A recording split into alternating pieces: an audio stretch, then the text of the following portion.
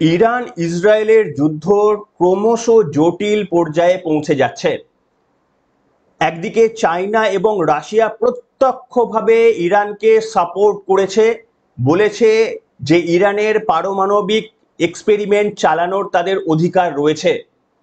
চীন বলেছে যদি অন্য কোনো দেশ ইরানকে অ্যাটাক করতে যায় তাহলে বাকি দেশগুলো অর্থাৎ আমরাও কিন্তু তাহলে আস্তে আস্তে সেখানে জড়িয়ে পড়ব। উদ্দেশ্য হচ্ছে ডোনাল্ড ট্রাম্পকে বার্তা দেওয়া।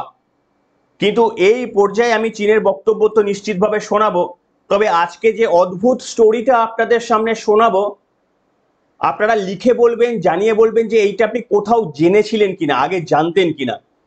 আমি আপনাদের সামনে বলছি ইসরায়েলকে পৃথিবীর কোনো মাইকা লাল নেই যারা হারাতে পারবে ইসরায়েলকে। এত বড় কথা কেন আমি বললাম প্রত্যেকটার ব্যাখ্যা করব। কোথাও সন্দেহ হলে আমার ব্যাখ্যাগুলো নিয়ে গুগলে সার্চ করে দেখে নেবেন, যে একটা ব্যাখ্যা যদি মিথ্যা হয় কমেন্ট সেকশনে লিখে জানাবেন যে এই তথ্যটা আপনার মিথ্যা।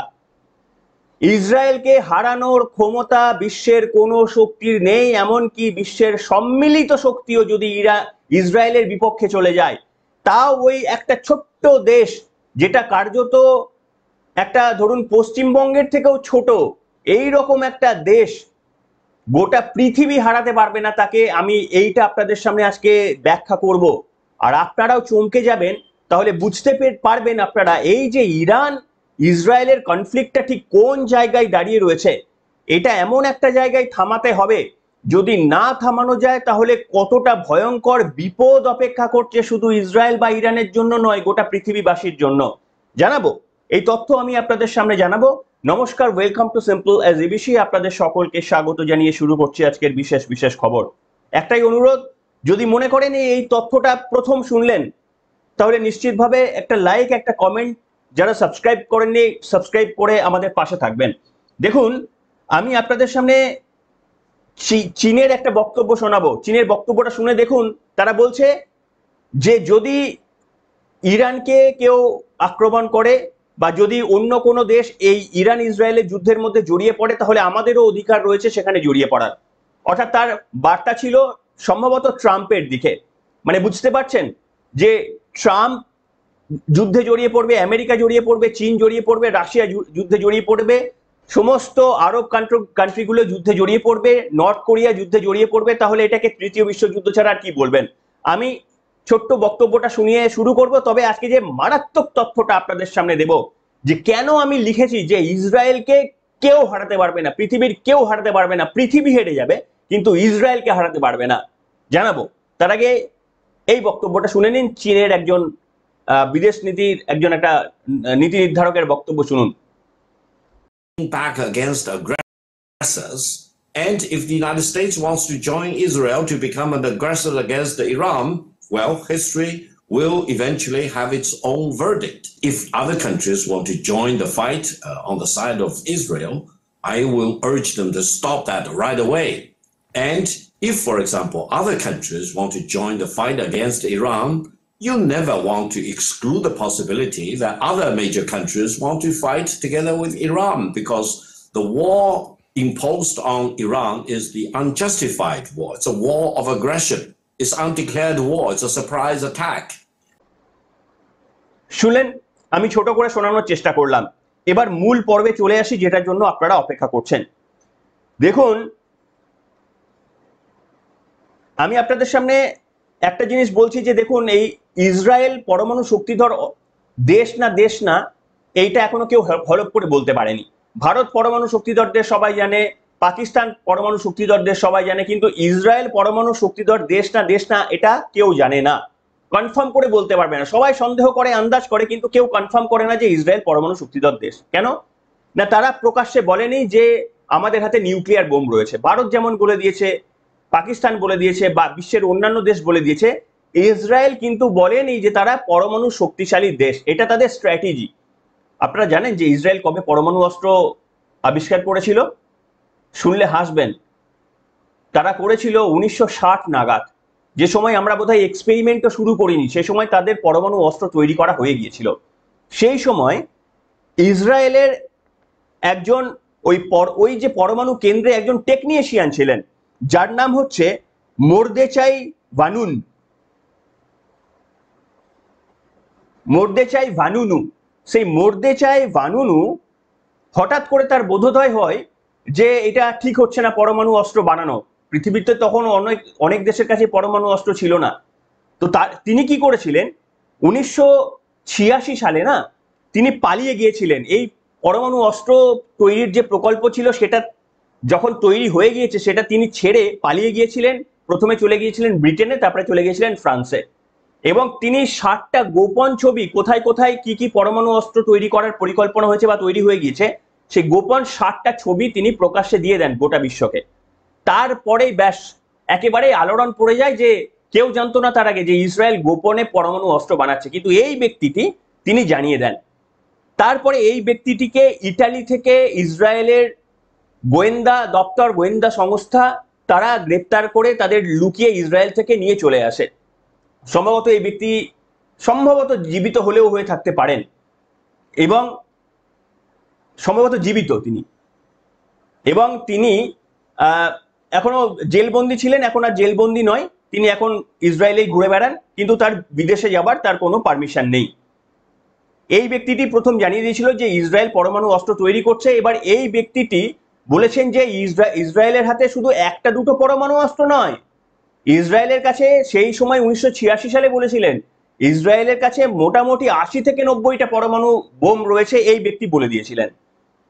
আর এই ব্যক্তিকে অনেকেই ভগবান বলে মনে করেন, অনেকেই একে আবার শয়তান বলে মনে করেন। কেন ভগবান মনে করেন? কারণ এই ব্যক্তিটি যুদ্ধ থামাতে চেয়েছিলেন, পরমাণু অস্ত্রের বিপক্ষে দাঁড়িয়েছিলেন তিনি নিজের দেশ হওয়া সত্ত্বেও। আবার এই ব্যক্তিটিকে শয়তান মনে করেন, বিশ্বাসঘাতকতা করেছেন দেশের সঙ্গে। আপনারা কি মনে করবেন আপনারা লিখে জানাতে পারেন। কিন্তু এইখানে আমি আপনাদের সেই পয়েন্টে নিয়ে যাব যে পয়েন্টটা এখন আমি আপনাদের সামনে বলিনি, সেই মারাত্মক চাঞ্চল্যকর তথ্য যেটা আমি লিখেছি আমার থাম্বনেইলে, যে ইসরায়েলকে হারানোর ক্ষমতা বিশ্বের কোনো মাইকা লালের নেই, ইরানের তো নেই। সম্মিলিতভাবে যদি ধরুন যে এই যে আমেরিকা, ডোনাল্ড ট্রাম্প আস্তে আস্তে উল্টো দিকে সুর গাইতে শুরু করলো যে তোমার যুদ্ধ তুমি বুঝে নাও, আমি কোনো হেল্প করবো না। ধরুন ইউনাইটেড নেশনস যারা আজকে ইসরায়েলের পাশে দাঁড়াচ্ছে তারা বলছে না আমরা সাপোর্ট করব না। তারা ধরুন সকলেই সাপোর্ট সরিয়ে নিল, এদিকে ইরানকে সাপোর্ট করছে, ধরুন রাশিয়া সাপোর্ট করছে, চীন সাপোর্ট করছে, সমস্ত অন্যান্য সৌদি আরবিয়া থেকে পাকিস্তান যাদের শত্রুতা থাকলেও তারা সাপোর্ট করছে। এই রকম অবস্থায় ইসরায়েলের একটা নীতি আছে, কি জানেন? মারাত্মক একটা নীতি, গোটা পৃথিবীর কোনো দেশের এই নীতি সম্ভবত নেই। ইসরায়েলের নীতি হচ্ছে, যেটার নাম হচ্ছে স্যামসন অপশন। এই স্যামসন অপশনটা ইসরায়েলের একটা নীতি। এই স্যামসন কথার অর্থ কি জানেন? স্যামসন কথাটা বাইবেল থেকে এসেছে। বাইবেলের একজন ধর্মীয় একজন নেতা ছিলেন, বীর যোদ্ধা ছিলেন, কিন্তু ধার্মিক যোদ্ধা। তিনি যখন শত্রুপক্ষ দ্বারা পুরো একেবারে আক্রান্ত হয়ে গিয়েছিলেন, তখন তিনি নিজেও মরেছিলেন আর গোটা শত্রুপক্ষকে উড়িয়ে দিয়েছিলেন। কিভাবে আমি আর ডিটেলে যাচ্ছি না, কিন্তু তিনি ওই কার্যত ওই আত্মঘাতী টাইপের, যে আমাকে মারতে এসেছো, ঠিক আছে আমাকে যদি মারো তাহলে আমি মরবো বটে, কিন্তু তোমাদের মেরে মরবো, এই নীতি ছিল। এইখান থেকে স্যামসন কথাটা, স্যামসন ওই বীর যোদ্ধা থেকেই বাইবেল থেকে ধার নিয়ে ইসরায়েলের স্ট্র্যাটেজি হচ্ছে এই স্যামসন অপশন। কি এই স্যামসন অপশন? স্যামসন অপশন হচ্ছে যে ইসরায়েলের হাতে এখন কতগুলো পরমাণু অস্ত্র আছে কেউ জানে না, এবং পাকিস্তানের মতো নয়, পাকিস্তানের পরমাণু অস্ত্রের মতো নয়, ভারতের মতো পরমাণু শক্তিশালী অস্ত্র ইসরায়েলের মাটিতে রয়েছে, যেগুলো ট্রায়ড সিস্টেমে কাজ করে। কি ট্রায়ড সিস্টেম? আকাশপথ থেকে ছোড়া যায়, মানে হেলিকপ্টার বা এয়ার জেট থেকে ছোড়া যায়, কিংবা সমুদ্রপথ থেকে সাবমেরিন দিয়ে ছোড়া যায়, আবার স্থলপথ মানে এয়ার টু সারফেস মিসাইলও ছোড়া যায়। 3 দিক থেকে তাদের ক্ষমতা রয়েছে।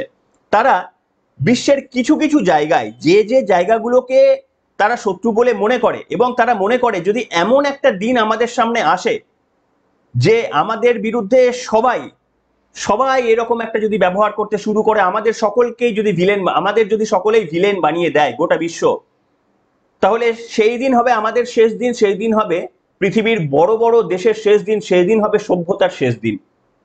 কেন? আসুন ব্যাখ্যা করি আপনাদের সামনে।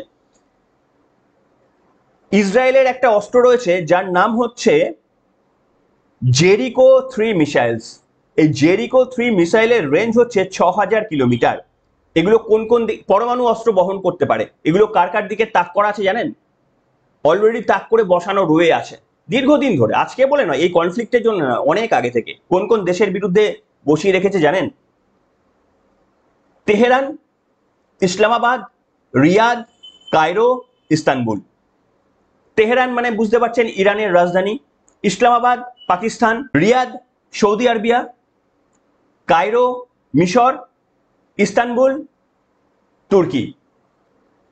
এই দেশগুলো শুধু এখানে নয়, এবং নাম যেটা দেওয়া হয়নি, কিছু ইউরোপের দেশের দিকেও অলসো, তাদের দিকেও এই পরমাণু অস্ত্রগুলো, এবং বাকিটা আমি জানি না, হয়তো রাশিয়ার দিকেও একটা আছে, হয়তো চীনের দিকেও একটা রয়েছে।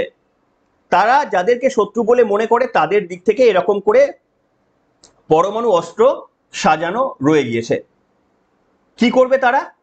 না, যদি কোনোদিন দেখে যে this is the last day, কেন এরকম ভাবনা করছে? ভারত তো এরকম ভাবে না যে আমাদের কোনোদিন শেষ দিন আসতে পারে, কিন্তু ভারতের সঙ্গে ইসরায়েলের অনেক ডিফারেন্স রয়েছে। ইসরায়েল ভারতের তুলনায়, বললাম আপনাদের, পশ্চিমবঙ্গ থেকেও একটা ছোট্ট দেশ, ভাবতে পারেন ভারতবর্ষ তাহলে কত বড়, একবার কল্পনা করে দেখুন। ভারতবর্ষের শুধু পড়শি দেশে বলতে, মেন শত্রু দেশ বলতে, আমাদের বর্ডার শেয়ার করে মেন শত্রু দেশ পাকিস্তান। বাদ বাকিদের সঙ্গে বাংলাদেশ আমাদের ছেড়ে দিন, ও আরশোলা মৌমাছি ছাড়া কিছু না।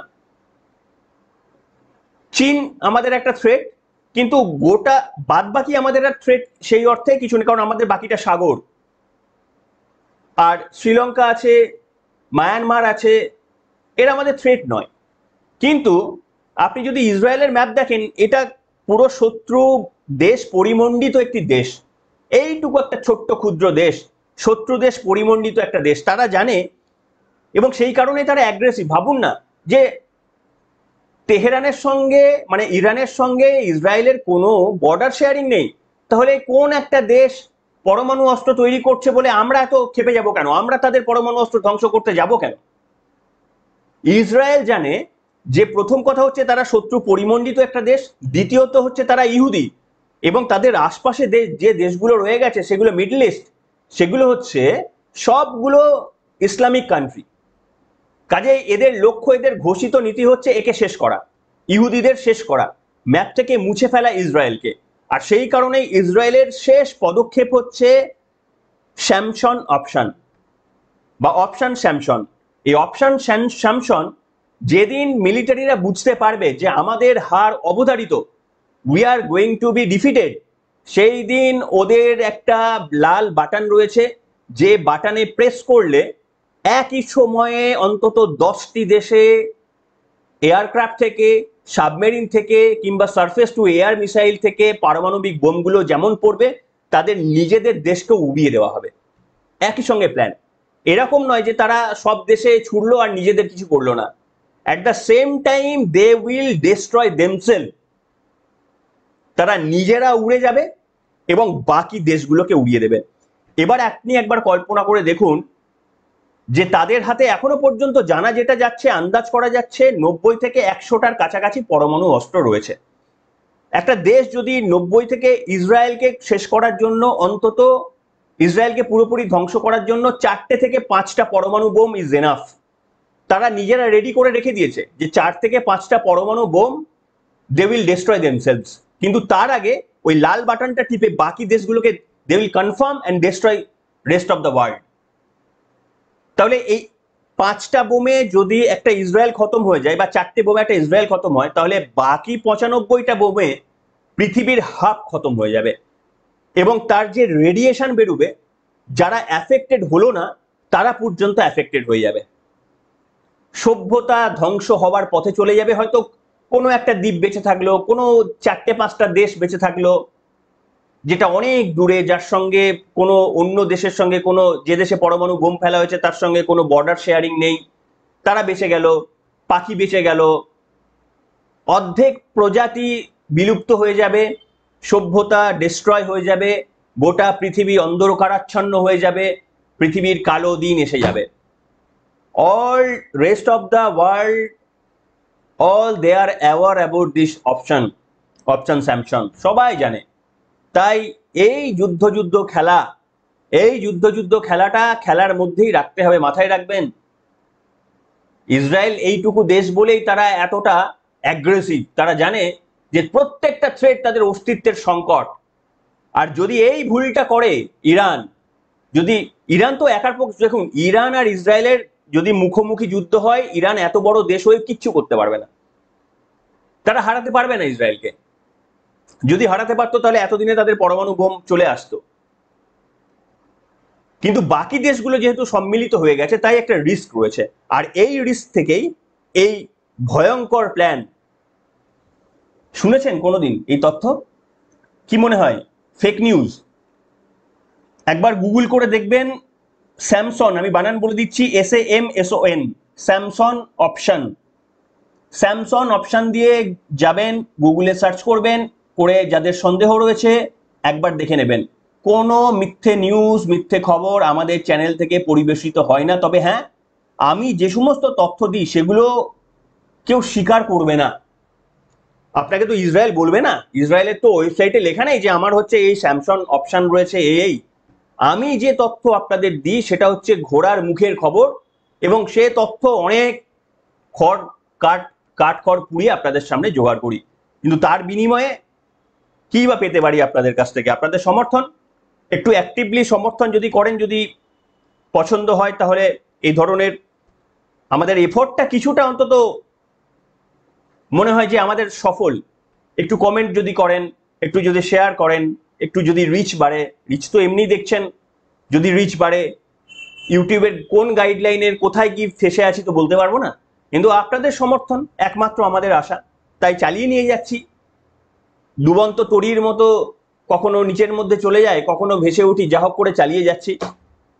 আপনাদের সমর্থন যদি পাই তাহলেই একমাত্র কন্টিনিউ করতে পারবো। কিন্তু হ্যাঁ, পরিস্থিতি এমন আসে মাঝে মাঝে মনে হয় যে আর কন্টিনিউ বোধহয় করতে পারবো না। কিন্তু আপনাদের কমেন্ট উজ্জীবিত করে। আপনারা বলেন যে ভালো লাগে, আপনারা বলেন যে এই তথ্য অন্য কোথাও পাই না। যখন এগুলো বলেন তখন ইন্সপায়ার হই, আবার পরের দিনের জন্য প্রস্তুত হই। লিখে জানাবেন আপনাদের মন্তব্য। এখনকার মতো এখানেই।